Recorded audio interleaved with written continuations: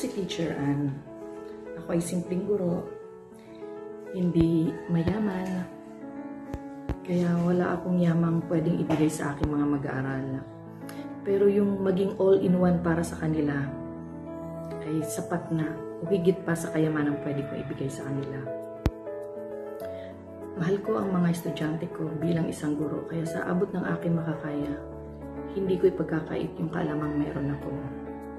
Mahal ko sila bilang kanilang magulang.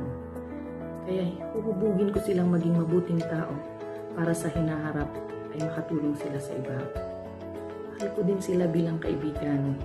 Kaya every time na nagiging successful or nananalo sila, lihim akong pumapalakpak at nagyayabang para sa kanilang tagumpay.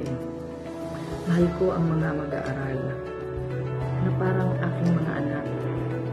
Kaya nga, madalas sa oras ng pagtatapos, hindi ko maiwasang maiyak dahil yung mga anak na itinuring kong kaibigan o yung mga mag-aaral na itinuring kong mga anak ay pansamantalang ako iiwan.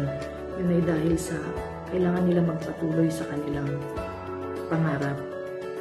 Pero naging masaya ako gayunpaman dahil naging parte ako ng kanilang magiging tagumpay sa hinaharap. Kaya sa aking mga mag-aaral, mahal na mahal ko kayo at patuloy ako magmamahal hanggat kinakailangan ang pagmamahal na meron ako. Sa lahat ng aking mga naging mag-aaral, hanggang ngayon mahal na mahal ko kayo. At sa mga magiging kong mag-aaral, huwag kayo mag-alala. Hanggat may pagmamahal sa puso ko, isi-share ko ito sa inyo. I love you all mga anak. Happy Valentine's!